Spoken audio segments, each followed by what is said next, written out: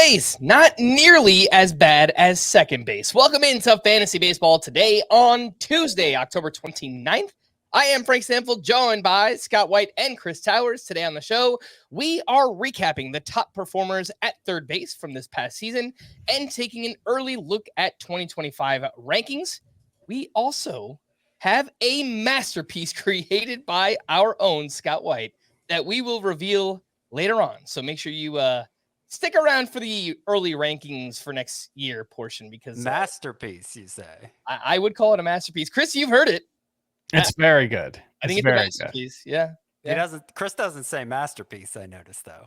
He just says very good. I don't have like masterpiece. Like Johannes Vermeer made masterpieces. I don't know if this is like on the same level as Girl with the Pearl Earring, but it's very good. No, okay. They're going to be talking about this for centuries. I think in 700 years, yeah. Let's begin with third base ADP review, as we do for every other position. The top 10 third basemen entering the season in average draft position: Jose Ramirez, Austin Riley, Rafael Devers, Ellie De La Cruz, Gunnar Henderson, Manny Machado, Royce Lewis, Alex Bregman, Ha-Seong Kim, and Nolan Arenado. 6 out of 10 were correct. Ramirez, Ellie, Gunnar, Machado, Devers, and Spencer Steer. But like second base, we do have some players that are losing out on third base eligibility heading into next season: Ellie De La Cruz, Gunnar Henderson, Spencer Steer, Ha-Seong Kim, Michael Busch, and Colt Keith. But we also gained 2, Jazz Chisholm and Connor Norby. Chris, one word to describe third base. How are we feeling here? Real quick, Vladimir Guerrero is also losing third base eligibility. Yeah. I don't think you mentioned him. Did not mention him. Yeah. One word to describe third base: lonely. Ooh. With everybody leaving. Ooh. You know, like all the, Ellie and Gunnar and Vlad, everybody's leaving third base. Everybody's abandoning third base. Yeah, those are some big names where you look at, like, we'll talk a lot about Jazz Chisholm very shortly, but I did a Twitter poll the other day asking, is it too much to say that Jazz Chisholm has top 2 overall upside at third base? And it was like 70% said yes. And I think those people just don't realize how much talent is leaving the third base position from 2024 to 2025, to the point where, as we will talk about shortly, Jazz Chisholm was the number 2 player at third base in 2024. There's extenuating circumstances there, but I think it's fine at the top of the position. It's probably, I don't know, is it better than first base? I think it's better than first base. Yeah, slightly, I would say. Probably not as deep. Like when you get to like the 18 range, I think first base is definitely better. Yeah. But I like the top 10 at third base more than first base. There are more quality starters at third base than first base, but fewer corner and field options, I would say. It feels pretty bad overall, like compared to where we've seen third base in the past. Third base kind of goes up and down in terms of how deep, shallow it is.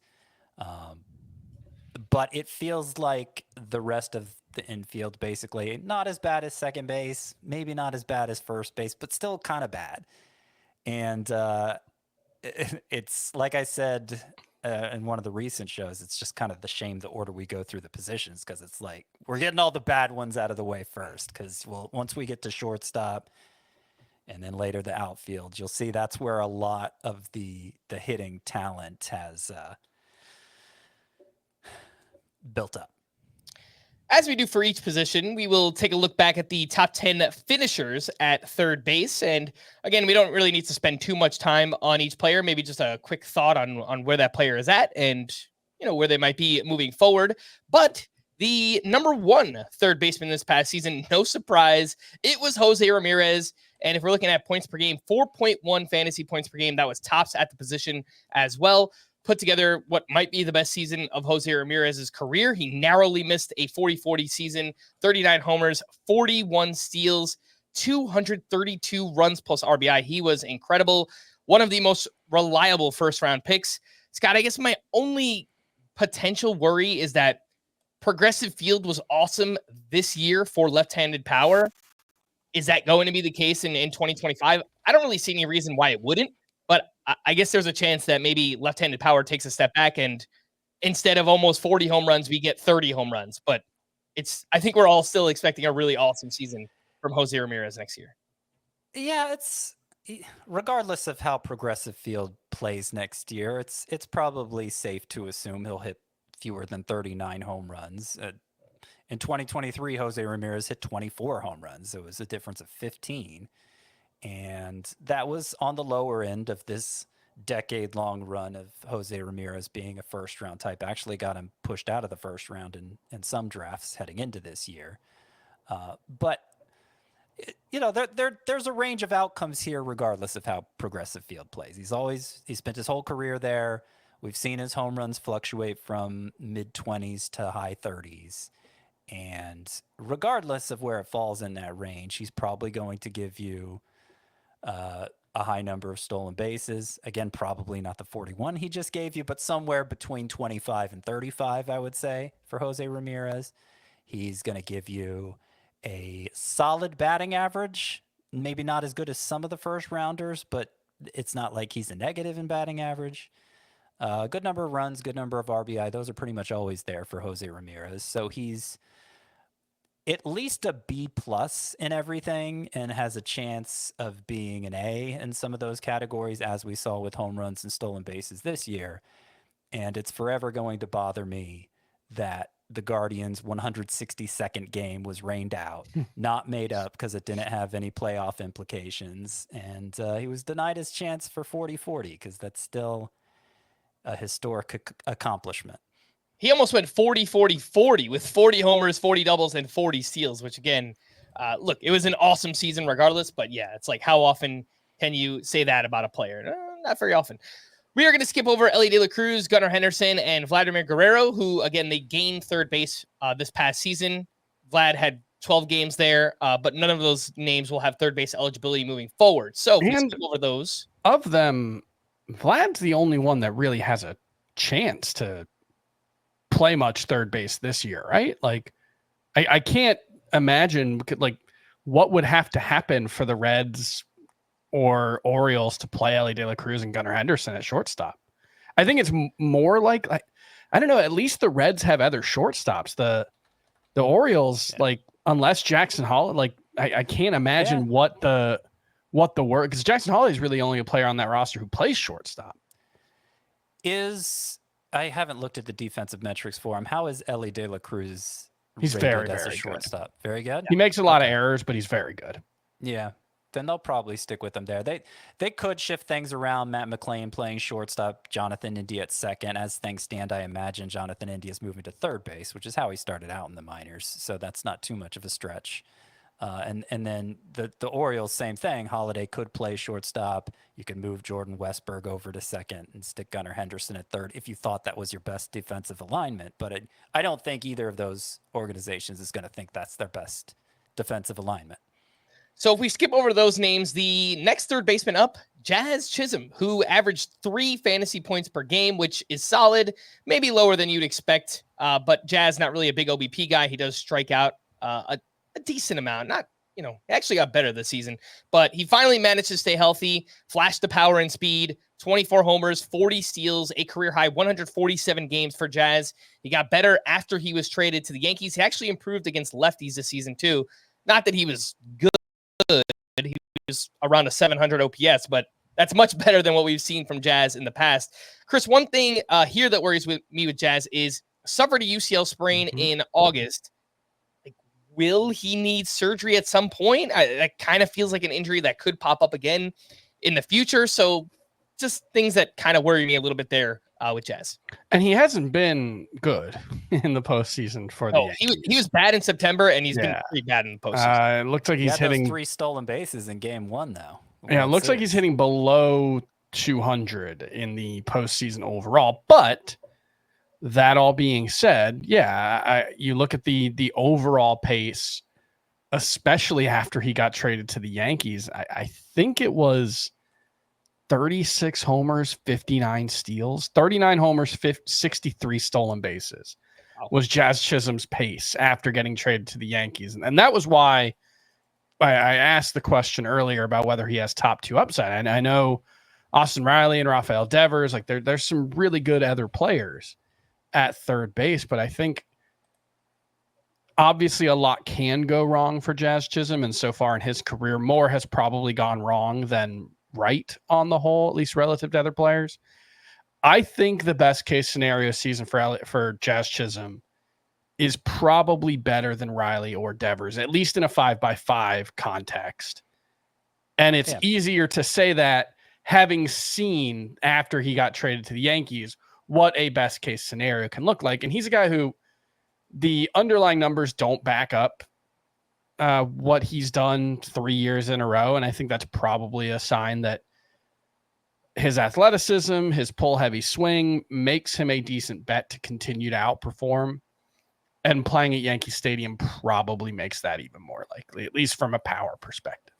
Mm-hmm. So, yeah, I mean, the way you phrase it, upside. Does he have upside, just upside at the position, not as the expectation, a top 2 performance. And the reason I'm not ranking Jazz Chisholm second at third base for next year is because, just because he managed to stay healthy this year, that is the exception to the rule. He's had a very difficult time. And right, yeah, he suffered UCL issue, a sprain, late in the year that fortunately doesn't seem like it's going to require surgery and didn't seem to impact his performance. So he's probably fine, but that goes to show how quickly an injury can change things, particularly for this player, for Jazz Chisholm.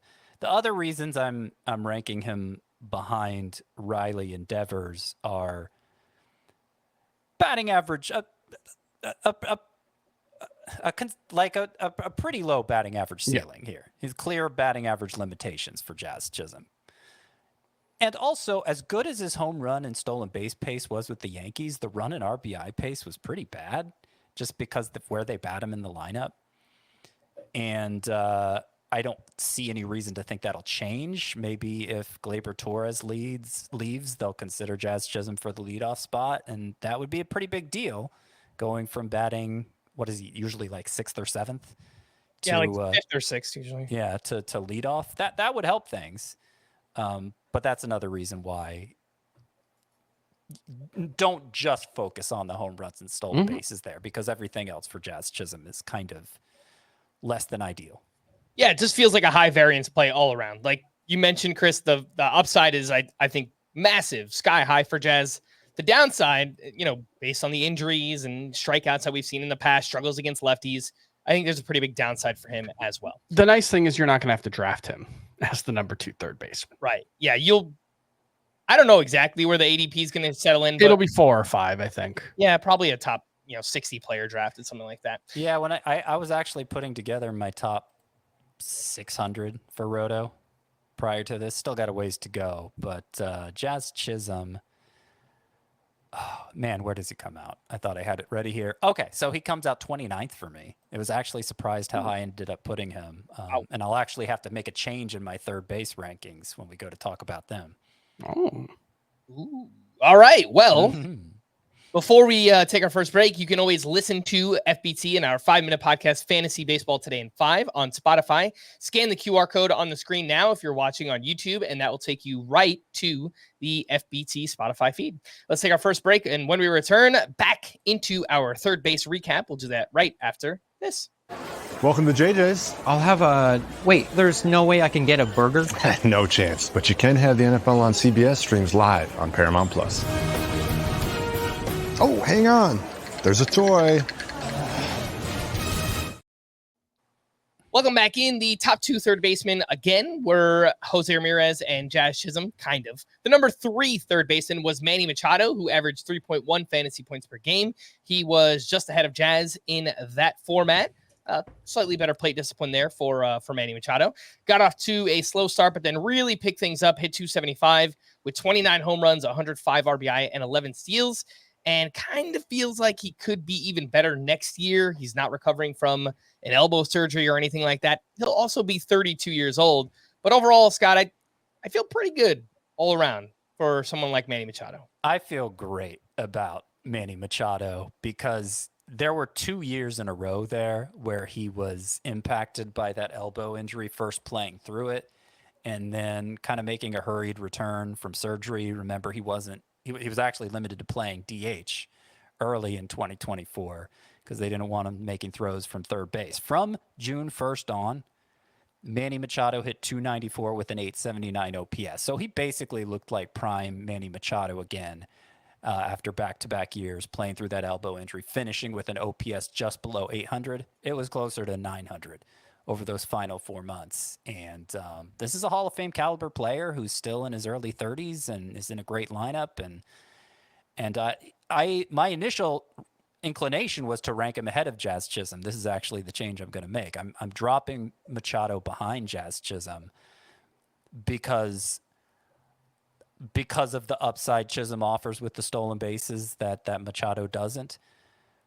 But just and because I don't think anyone else is going to draft him that way. So, okay, I'll wait around like everybody else to take Machado. But my point is that's how excited I am about Machado, that I was willing to do him even over Chisholm. That was just kind of my first gut level reaction.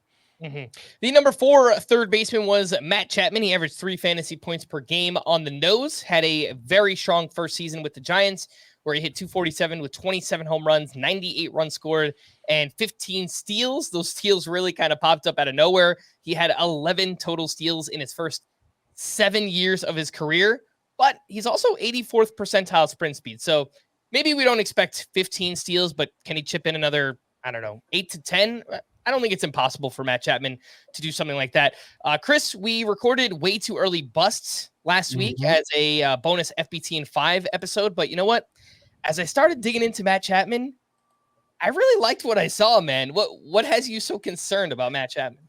Part of it is just what a weird year this was for Matt Chapman, right? Like, I think the biggest thing is obviously the stolen bases, right? He goes from basically being a total 0 in his career to 15. And like you mentioned, the sprint speed was 84th percentile last season, which was a rebound, but like he has actually, I thought the hip injury slowed him down more than it did, but he was pretty consistently in the high 70 percentile and never ran this much. And look, it was a new team, so maybe that just explains it, and that's all we have to think about. But there were some weird things with the Giants where I'm blanking on the name of the guy who led them in steals the previous year, who barely ran this year.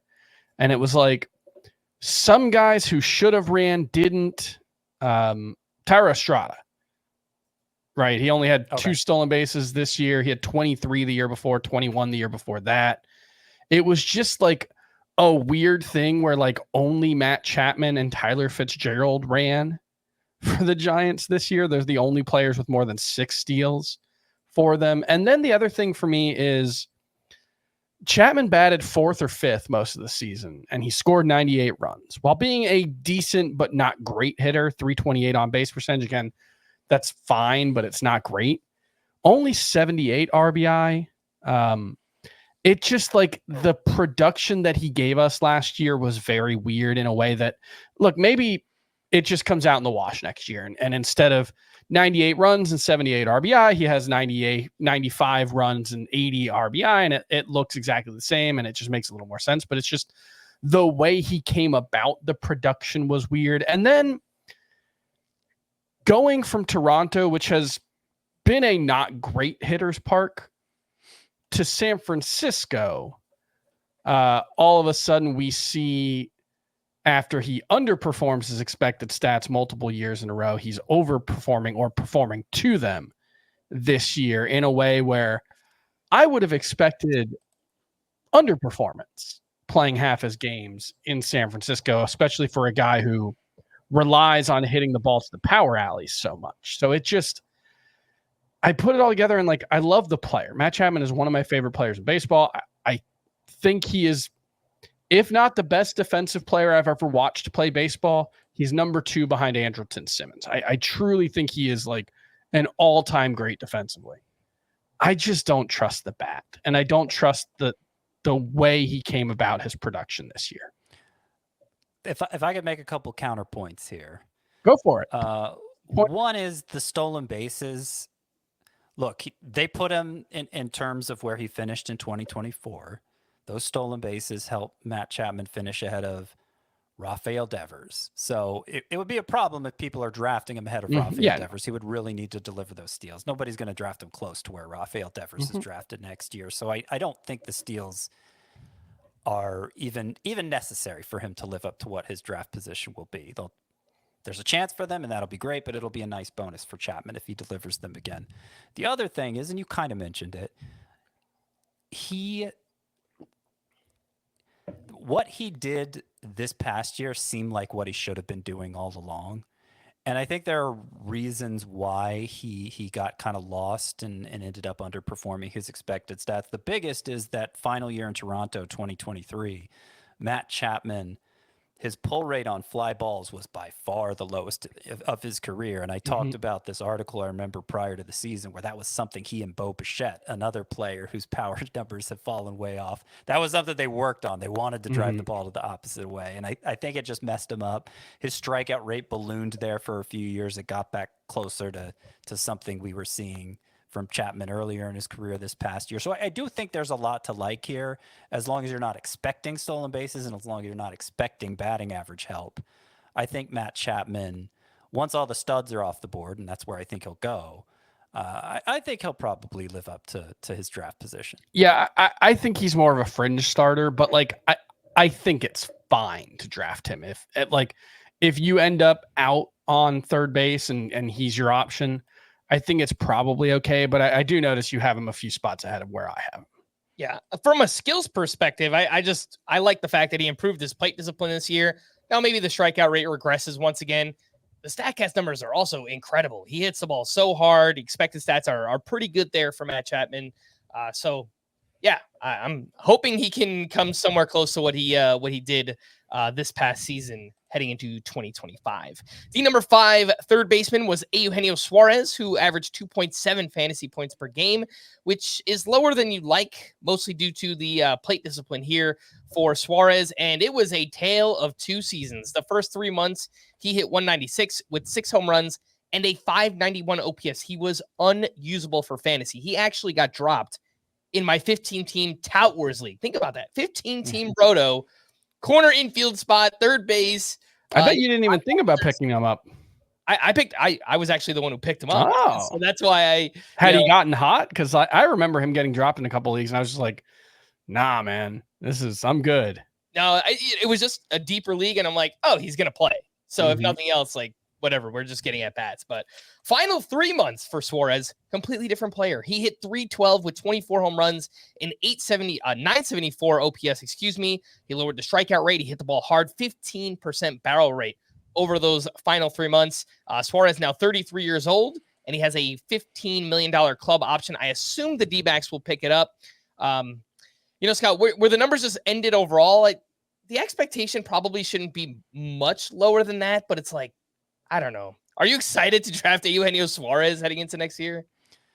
Well, I'm more bearish on Suarez than I am on Chapman. If we're talking about third basemen in their 30s who got back to doing something they hadn't done in years.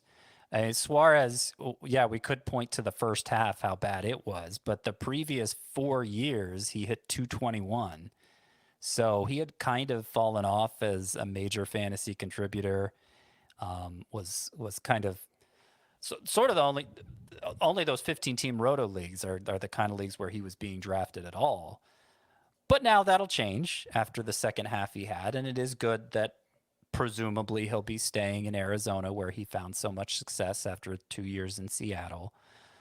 And there comes a point in the third base rankings where it's just obvious that's where you need to take Suarez, because nobody below that has anywhere close to the upside to deliver the numbers he did in the second half. For me, that's 13th in the third base rankings, so just outside the top 12. But you got some multi-eligible guys in there, Jordan Westberg in particular, that will essentially make Eugenio Suarez a starting caliber third baseman in a 12-team league. It's not somebody you want to reach for, though, I would say. Yeah.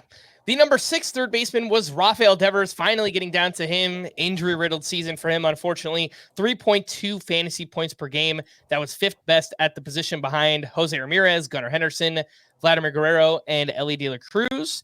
But for Devers, still productive when he played. He hit 272 with 28 home runs, 871 OPS in 138 games. He had shoulder soreness way back in March. Remember, he missed like a week of the season early on and basically just played through this injury all year and still found a way to be productive. So kudos to Rafael Devers. Chris, when healthy, still one of the best 4 category contributors in fantasy baseball.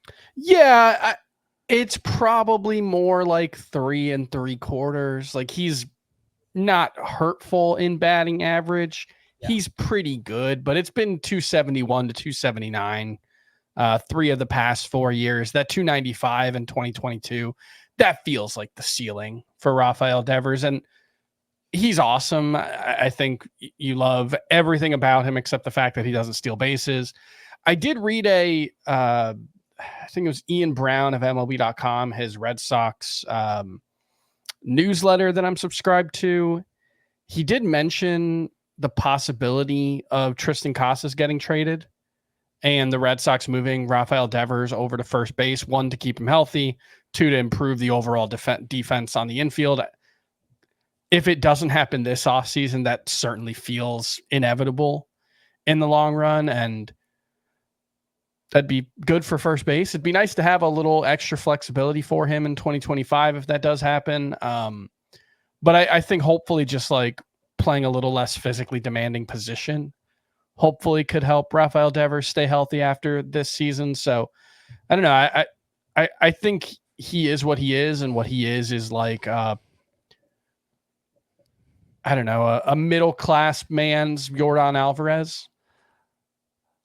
I think you could look at this shoulder injury one of 2 ways for Devers, because it really brought down his numbers the final 2 months of the season. He was actually, at the end of July, he was hitting 302. And then the final 2 months, he hit 205, eventually had to shut down.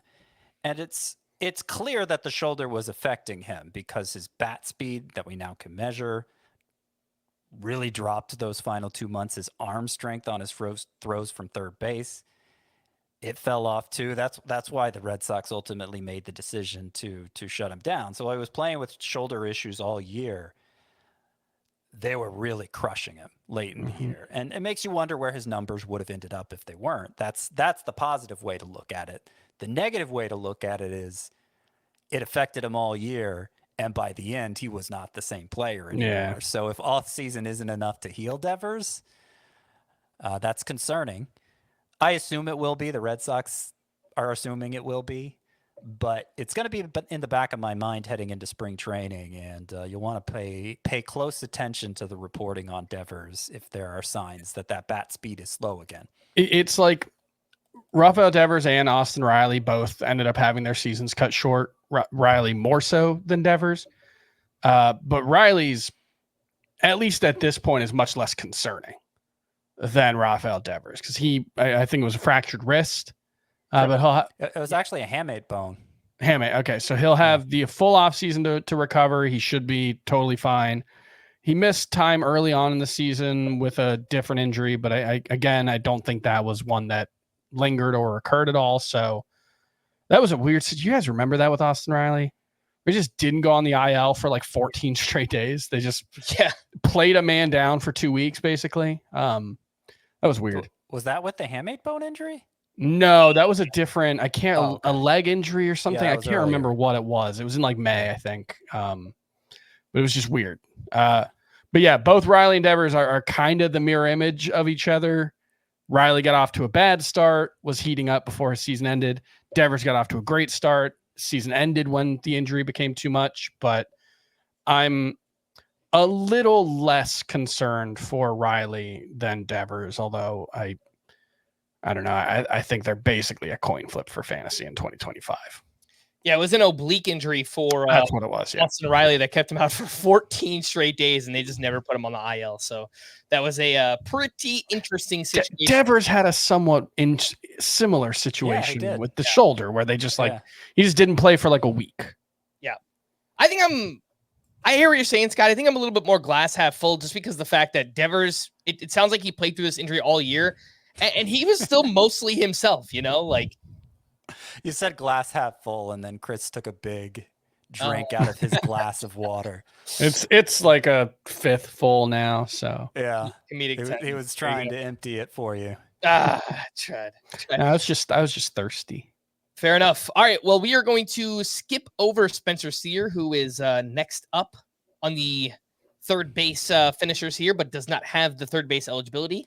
You know what? Let's take a break. Let's take our final break. When we return, we'll get into 7 through 10 at the position. Next up is Alex Bregman. We'll do that right after this. If you love football, this is the best time of the year. This is as big as it gets. The stuff of absolute dreams. Welcome back in. The top 6 third basemen this past season: Jose Ramirez, Jazz Chisholm, Manny Machado, Matt Chapman, Eugenio Suarez, and Rafael Devers. Next up, we have Alex Bregman, who averaged 3 fantasy points per game. Still very good, but oddly enough, Bregman's walk rate and OBP just took a huge step back this year. He was just much more aggressive at the plate for whatever reason. Maybe it was, the contract year, but he got off to a really slow start. Still wound up having an Alex Bregman-ish season. Hit 260, 26 home runs, a 768 OPS. I mentioned the OBP way down to 315. That was the lowest it's been since his rookie season. And Scott, Bregman is, I think he's kind of fine. I think we know what to expect from him. He's also a free agent. And I think from a fantasy perspective, we would like to see him back in Houston with that short porch in left field. Oh, yeah, definitely. He's always had ugly StatCast numbers, I would go as far to say, but he just maximizes his launch angle, his spray angle in a way that allows him to maximize his power. And the Crawford boxes at Minute Maid Park would seem to help with that. I say would seem to, because if you look at Alex Bregman's career home away splits, they're surprisingly even. And so maybe leaving won't actually affect him that much, but it is a variable with the potential to be cataclysmic, potentially, depending where he signs. I mean, I wouldn't feel great if Alex Bregman signed with the Mariners or some team like that. So we'll just have to see. It's a free agency to watch for sure. Ideally, he winds up back with the Astros. The way they're talking, I'm not confident they will. As for the plate discipline stuff, probably just a fluke. Probably just a fluke for Bregman. I would still view him as a much better head-to-head points asset than categories with that historically great plate discipline. And so I'm not really seeing much reason to be concerned about that. It's mostly just where he winds up next year. My expectation is another 260 batting average and 25 homers because of those home-away splits, but you got to guard against the possible downside. And just to add to it, Bregman was a different player pre-2020, and we can speculate as to why that is. But basically, starting in 2020, he went from an MVP caliber player every year to what he's been since, which is just a pretty good player. And in that time, since the start of the 2020 season, he has a 356 WOBA at home and 820 OPS. Away from the Crawford boxes, he has a 335 WOBA, a 772 OPS. So that's not nothing, right? That's 50 points of OPS, about 20 points of WOBA. It's even less than it sounds like because the average hitter in 2024, was about 7 points of WOBA better at home than away. Hitters tend to hit better at home, all hitters. So he seems to be about 13 points of WOBA more dependent on his home park than your average player. Again, that's not nothing. And I think there is a chance that he goes to a particularly bad park and it just really screws him up. Like, I don't know, maybe the Cubs shell out for him and we see something like what Isaac Paredes went through where it just the swing doesn't work there. I think that's a possibility in a particularly deep left field. He's never going to sign with Pittsburgh, but I could see Pittsburgh being a problem. But in an average park, I think Alex Bregman takes a little bit of a step back, but is probably still batting third or fourth, maybe second, still gets good counting stats. I think he should be fine. Mm-hmm. You mentioned the counting stats. Oddly enough, same thing happened with Yordan Alvarez. I don't know what happened with the Astros. Altuve too. They still wound up having a good season, right? Like they won their division, they made the playoffs, and on paper, they were a good offense. They had a good offense. Bregman had 79 runs and 75 RBI. Just weird. So I don't know how else to explain it outside of just weird. It's a head scratcher. Yeah. I haven't been able to make much sense of it myself. The number 8 third baseman was Michael Garcia. He only averaged 2.5 fantasy points per game. Definitely a better player in roto or a categories format. But we did speak about Garcia extensively on our second base recap. So you can go back and listen to that if you want to hear our thoughts on him. But the number 9 third baseman was Alec Bohm, who averaged 2.9 fantasy points per game. Still pretty strong amount in that format. And Bohm started out hot, but did fade as the season went on. He hit 280, only 15 home runs, 97 RBI, and a 779 OPS. Chris, I in a vacuum, I like the skill set, the fact that he doesn't strike out very much. Alec Bohm, he hits the ball hard. The problem is he doesn't optimize that because he hits a lot of ground balls. He hits a lot of line drives. So another one where it just kind of feels like we know who Alec Bohm is. And it's fine. It's like a low-end starter. It's just, I don't think there's much upside here. Yeah, you look up empty batting average in the dictionary, and it's Luis Arias, and then Alec Bohm is a little bit behind him. That's not how dictionaries work, so that was a bad analogy. Yeah, like you're going to get a good batting average, you're going to get good RBI. That's it. You just have to go in knowing that like everything else about him is substandard, and he's fine. Probably better in points than Roto because 44 doubles last year. That doesn't matter for Roto, but it does for points league. So he's fine. I don't think at 28 we're going to see a step forward for Alec Bohm. He's gotten a little bit better 3 years in a row, so maybe it'll happen again. But I think this is probably who he is. When I wrote my early third base rankings article, I described Alec Bohm as a B contributor in batting average, B plus in RBI, C minus in home runs, and D in everything else. Yeah, which comes out as basically a serviceable starter. But you could see how he would be an ideal fit in certain roto builds if you were light on batting average, for instance, or light on RBI, and didn't need so much power. It's just funny. You took Ellie De La Cruz early on, right? Like that. Yeah. Yeah, it's funny the way Bohm's season played out, because remember in April he was like the only guy who could hit, and he hit like half of his home runs that month, and then fell off. Yeah, look, obviously, not betting on this, it wouldn't surprise me if we ever got a launch angle tweak or he just started to pull the ball more. Bohm really hits the ball to all fields, but if he ever did, like the upside could be 280 with 25 home runs. It's just we've never seen anything like that, so you're not expecting that. Maybe we get that just random 1 year career year from Bohm at some point. But we obviously have not seen anything like that yet from him. The number 10 third baseman was Jake Berger. 2.6 fantasy points per game is not the best. And doesn't seem like it's going to get much better due to Berger's lack of plate discipline. And obviously the team context, the Marlins just are going to hold back the counting stats quite a bit for him. Took a step back across the board thanks to a really, really slow start for Jake Berger. In the first half, hit 225 with a 635 OPS. And then in the second half, 279 with a 901 OPS. It's got a useful bat, could provide 30 home runs. Not really much else besides that. You probably want Berger more as like a corner infielder than your starting third baseman. Yeah, I would agree. We talked about this when we did the first base version of these podcasts, how his season was a disappointment because a lot of us were thinking he'd pick up where he left off for that initial half season with the Marlins when he cut way down on his strikeouts and improved his batting average and just looked like he was becoming a more complete hitter. But Berger regressed to more like his full season 2023 line, which is still viable. I mean, a good power hitter, but with some clear flaws that, frankly, if he wasn't playing for the Marlins, I'd be worried about his job security. But he is playing for the Marlins, so he's probably secure, and he's probably going to give you close to 30 homers. It works both ways, though, right? Because, like, I look at it and think, like, Yeah, and if he was on the Diamondbacks, he might have finished as a top 5 third baseman. Because that's the biggest, that's the biggest difference between him and Eugenio Suarez. Is like they're both going to hit 30 homers. They're both going to hit, I think 250 is kind of probably a best case scenario for either of them. It's just Eugenio Suarez drove in 111 runs and Jake Burger drove in 76. And I think that is mostly because of the lineup that they play in. Yeah.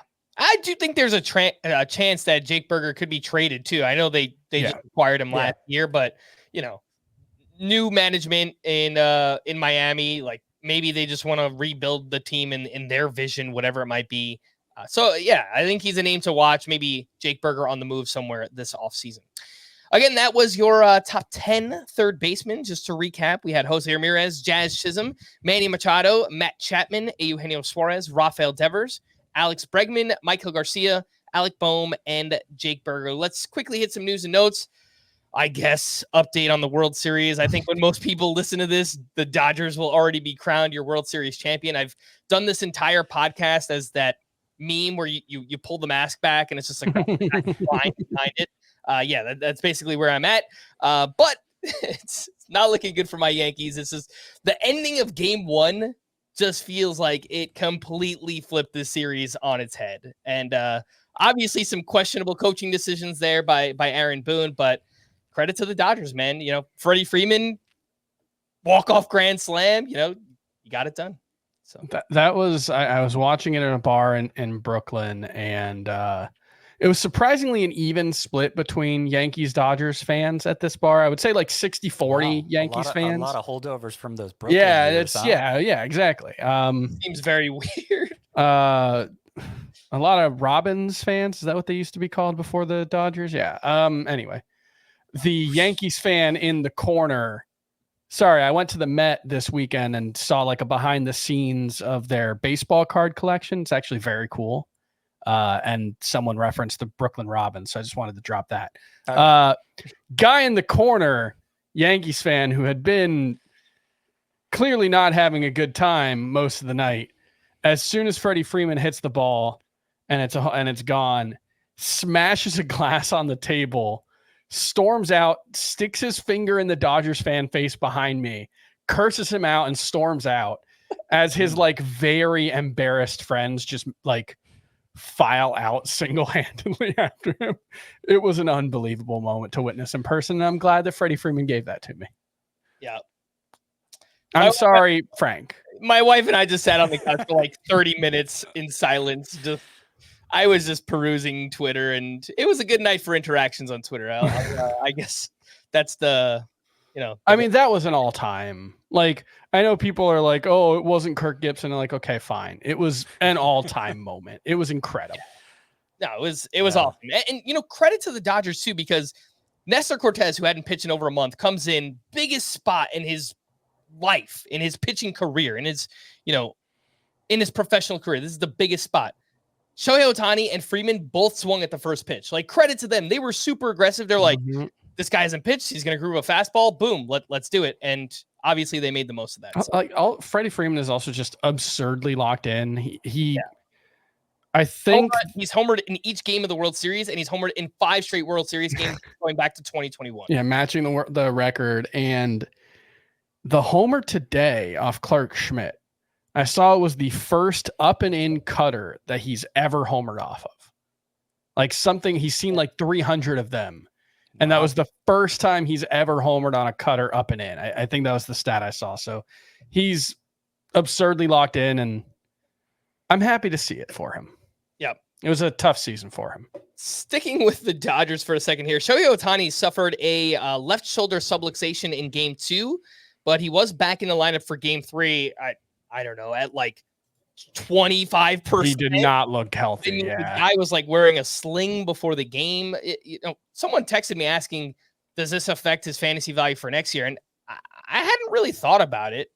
I don't know what it might.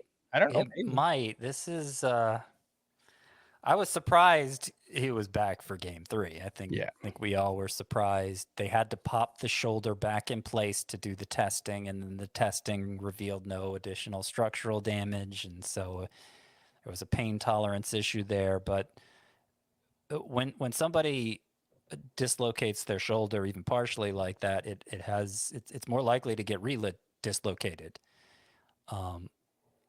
I was reading that because it's obviously not his throwing arm, left arm.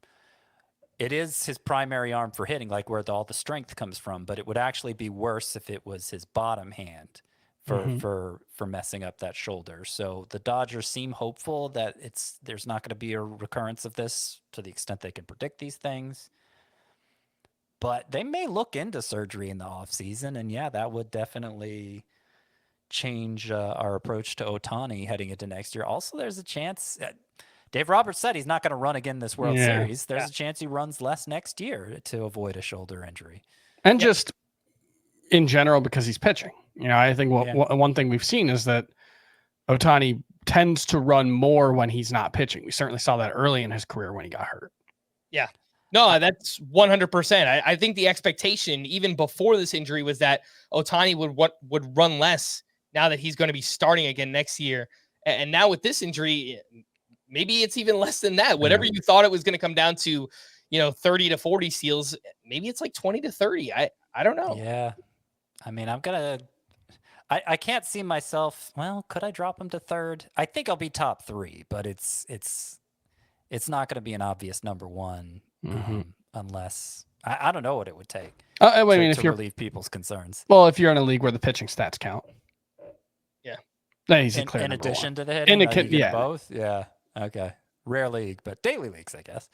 Last point I'd like to bring up on the Dodgers. Walker Buehler, his last 2 starts, one in the World Series against the Yankees, one in the NLCS against the Mets, have looked much better. Much more movement on his pitches. You see the horizontal, vertical movement way up, according to StatCast. The spin rate's up on Walker Buehler's pitches as well. So, not saying he's back, but he might have figured something out here that gives us a little bit of a tiny bit of confidence heading into 2025. Yeah, I think he's made himself a decent amount of money over just his last 10 innings, just because he's gone from maybe someone gives him a Jack Flaherty contract to, I could see someone giving him multiple years now. I'm not sure I would want to do that, but it's the first signs of life we've seen from him in 2+ years. So, and it's not just the top line numbers for Buehler. In that final NLCS start, he got 18 swinging strikes, 6 on the sweeper, which had an extra 4 inches of horizontal movement. His sweeper in Game 3 of the World Series had an extra 6 inches of horizontal movement. He didn't throw it as much, but and all of his pitches, they're moving a lot more. So Buehler definitely going to have to reevaluate him, not just because he had a couple good playoff starts, but because all the underlying data it just looks vastly different. And last non-World Series news item, Chris, your Miami Marlins apparently are deciding between Guardians bench coach Craig Albernaz and Rangers associate manager Will Venable as their new manager. Venerable Will Venable. Could not even begin to form an opinion about either of those. Padres legend Will Venable. That's the extent of my knowledge of these guys. All right, let's wrap up with some early 2025 third base rankings. We're going to compare and contrast Scott and Chris. And Scott's top 6: Jose Ramirez, Rafael Devers, Austin Riley, Manny Machado, Jazz Chisholm, and Jordan Westburg, who has both second and third base eligibility. Chris's top 6: Jose Ramirez, Rafael Devers, Austin Riley, Manny Machado, Jazz Chisholm, and the only difference here, Royce Lewis as your number 6 third baseman. As I said earlier, there is a second difference because I'm moving Chisholm ahead of Machado. Okay. But I'm surprised to find out Chris has Machado ahead of Chisholm because I assumed I was going to be the oddball who had Machado ahead of Chisholm. I think it's super close, and if you would like me to put Jazz Chisholm ahead, I could certainly do that.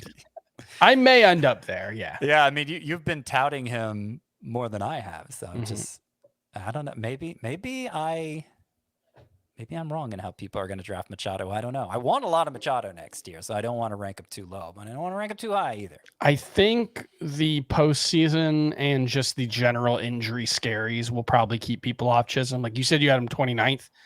I think he's probably a third rounder, but 29 somehow feels too high, even though there are only 7 spots in the third round where you can move him out. I worried I'm low on every single pitcher in my top 300. And okay, that might, I mean, I'm trying to be intentionally, but I may be taking it a bit too far, 50 minutes in, we have not talked about Austin Riley, who got off to a really slow start.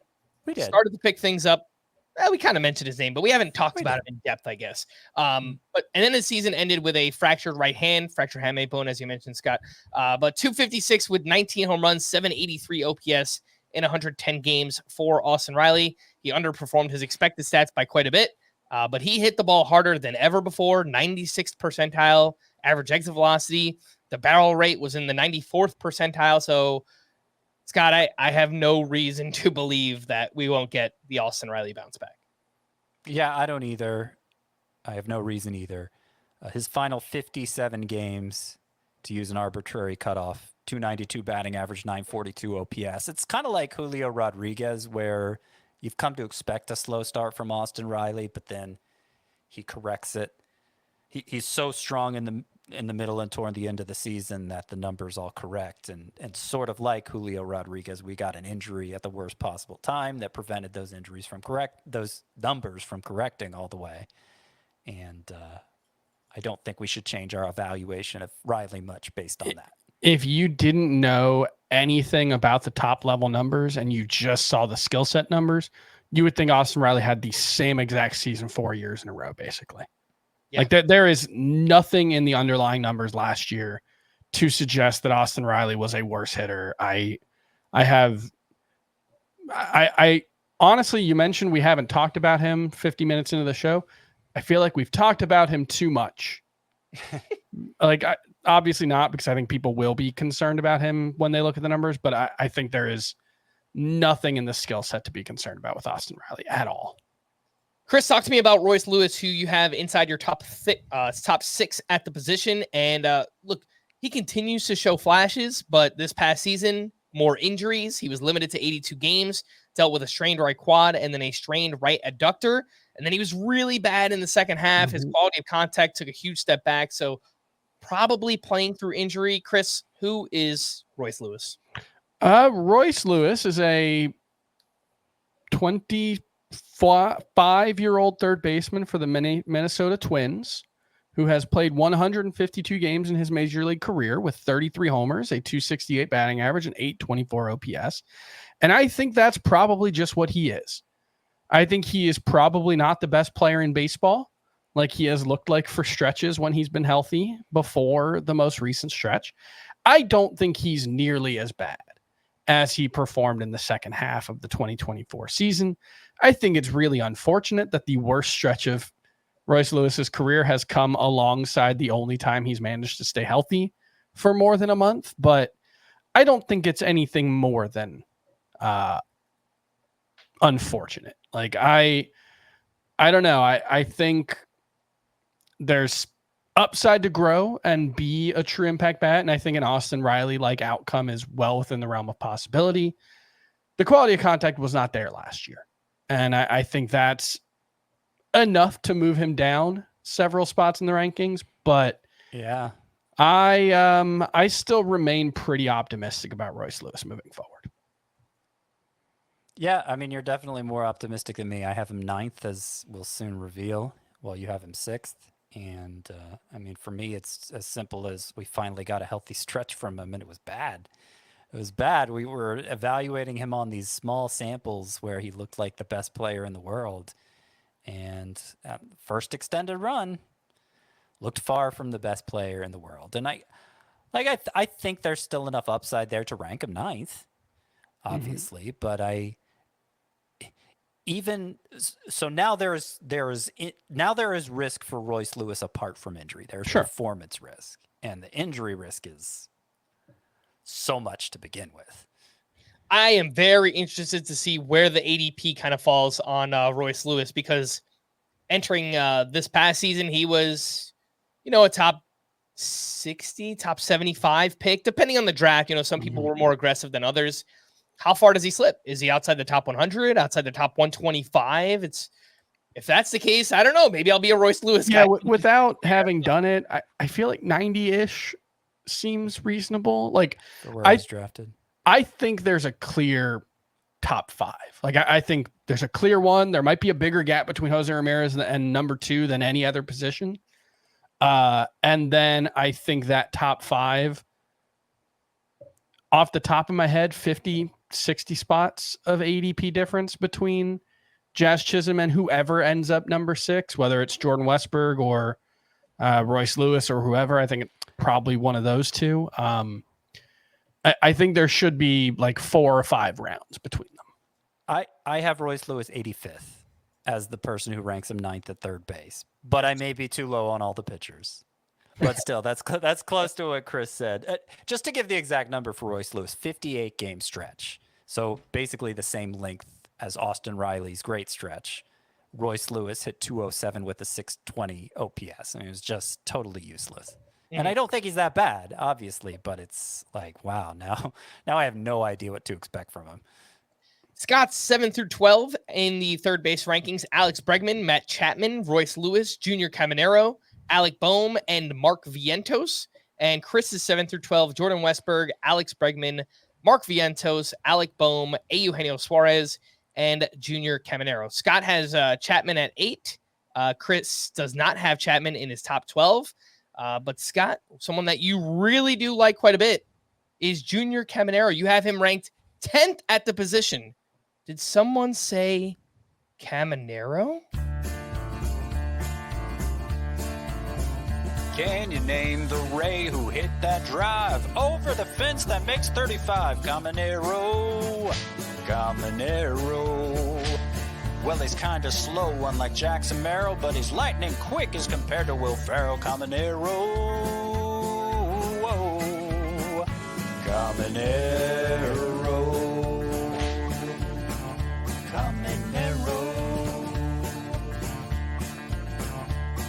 Swings not long, zones not wide. A few practice hacks make pitchers want to hide. Caminero.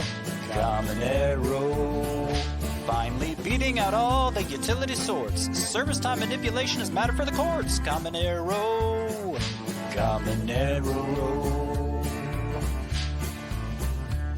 Every ball off his bat's like a laser hot beam. He's a velo mash, bullpen crash line driving machine. Caminero.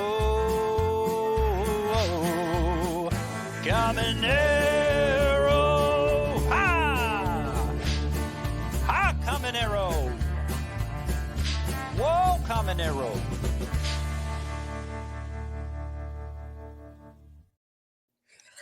Masterpiece. Incredible. Masterpiece. Yeah, so ever since I heard the name Caminero, I kind of sang parts of that song in my head. Like I made up the verses just for that recording, but like the Caminero parts. I didn't think to like actually incorporate it into content because I thought a random 1-minute song from a Simpsons episode that aired 25 years ago, that's kind of a deep cut. I'm not sure anyone else would have gotten it. But then we had an email about it for like a Team Name Tuesday, and somebody asked me on Twitter if I'd record a song for it. And I thought, you know what? I think I'm going to. And that's how it came out. So it's amazing. If you haven't, so good. Yeah. If you haven't seen that Simpsons episode, I can't remember the name of it. The Last Temptation of Crust. That's it. Yeah.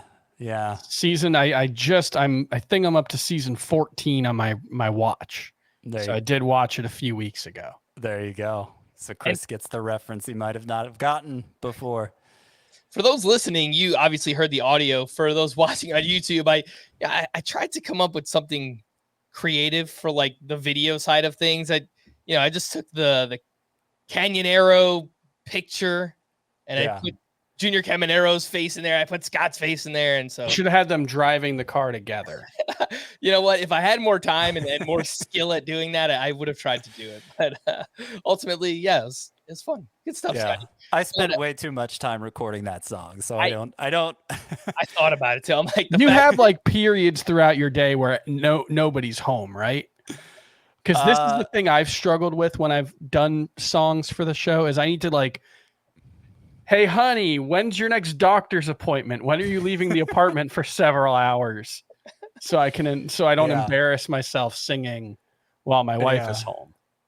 Yeah, no, this was normally when nobody's home, I'm asleep. But there was one particular opportunity I found to record that. And yeah, the recording of the song isn't actually the part that takes all the time, though.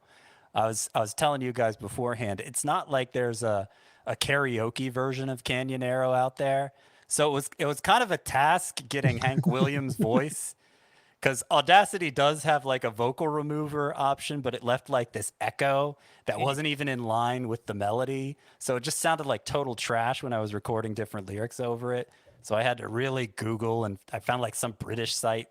I was risking a virus, is what I'm saying, to record this song. So that's how important it was to me. If you're willing to risk a virus for it, that's how you know it matters. I do appreciate that. Yeah. Well, I hope we play it throughout the year.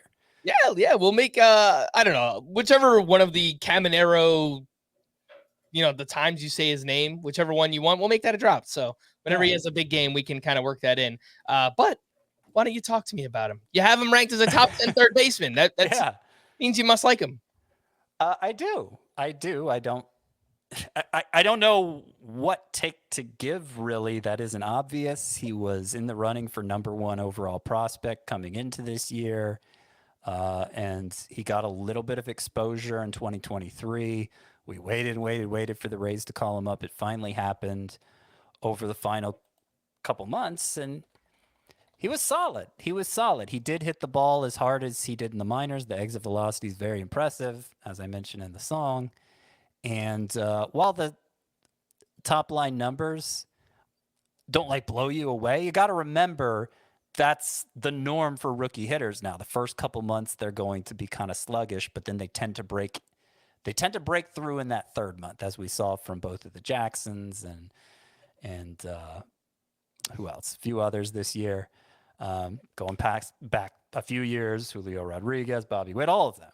And so I think Junior Caminero, because he's already gotten that time in the majors where he's underwhelmed but showed that impressive skill set, I think that time in the majors will actually work against him on draft day, and he'll probably go outside the top 100. I even rank him outside the top 120, even as my 10th third baseman. So I think you're going to get that extreme top prospect upside without paying the premium for it because of the time Caminero's already been up. Maybe the song will change that. I mean, hype machine.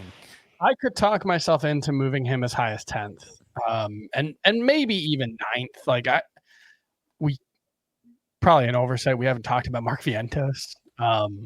He's the last name to talk about, so go for it, Chris. Yeah.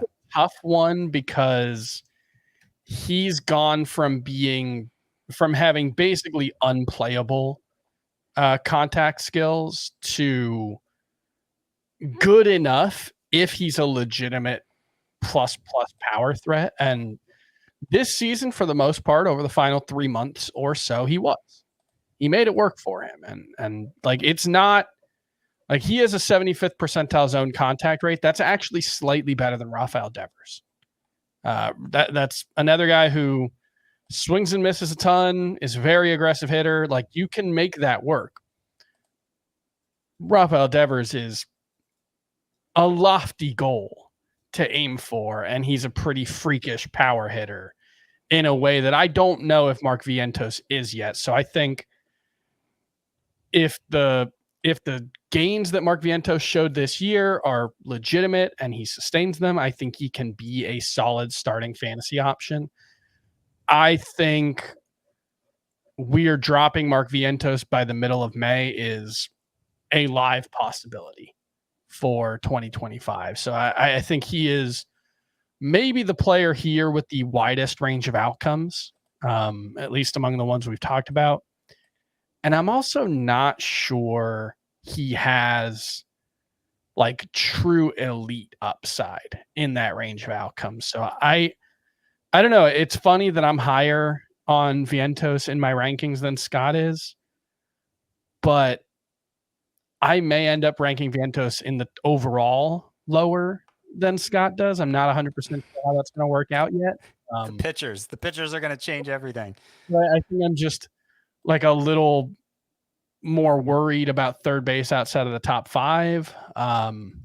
Yeah. I don't know. I don't quite know where I'm landing on Mark Vientos. I think he's probably fine, but it's really easy to see how things go really wrong for him. Yeah, it's the strikeout rate that spooked me, I guess, for Mark Vientos, because what earned him the job was he cut way down on the strikeout rate. May and June, it was around 22-23%. But then the final 3 months, second half, let's say, Mark Vientos had 33.7% strikeout rate, which is more in line with what I expected from the beginning, but it's hard to succeed with that kind of strikeout rate. He still managed to put up good numbers in the second half. The batting average was much lower, but 247 you can tolerate from a guy with good power. Hit 15 home runs in the second half, had a big postseason. So maybe he's fine with that strikeout rate, but it does seem like there's bottom out potential here for Mark Vientos that I'm guarding against, and I would rather gamble on Junior Caminero if there's going to be a gamble. I would rather take Matt Chapman for sure, have him 8th. And Chris, I guess you have him 13th. Didn't make the cut here. Yeah. Yeah. Mm-hmm. That was weird, Scott. You said the name Junior. What was that last name? Caminero. Yes. Caminero. Very nice.